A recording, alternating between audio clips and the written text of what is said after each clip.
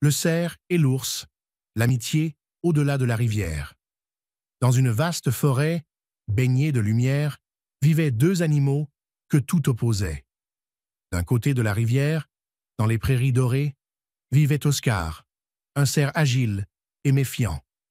De l'autre, au cœur d'une grotte ombragée, régnait Sylvestre, un grand ours brun au regard imposant. Ils ne s'étaient jamais vraiment parlé. Le cerf trouvait l'ours trop lent et menaçant, tandis que l'ours voyait le cerf comme un être trop nerveux et frivole.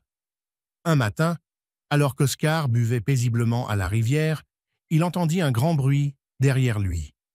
Il se retourna brusquement et vit un tronc d'arbre rouler dangereusement vers lui. « Attention !» rugit Sylvestre depuis l'autre rive. Mais il était trop tard. Le tronc heurta une pierre et éclaboussa la rivière, envoyant Oscar dans l'eau glacée. Le courant était fort, trop fort. Oscar, paniqué, se débattait. Sans hésiter, Sylvestre attrapa une énorme branche et la tendit vers lui. « Attrape-la !» grogna-t-il.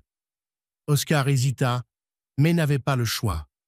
Il planta ses sabots dans le bois et, avec la force puissante de l'ours, il fut ramené sur la berge, tremblant mais sauf.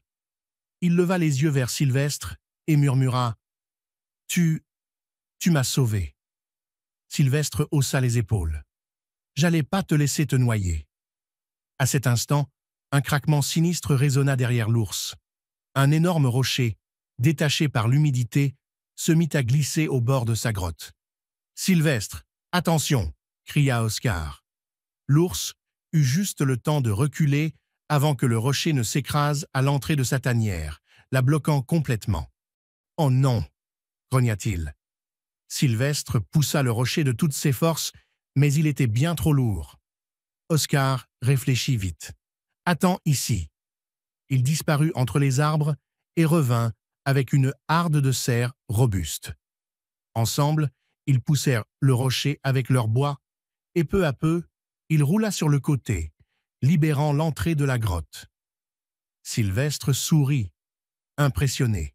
« Je crois que je te dois une fière chandelle, petit. » Oscar sourit à son tour.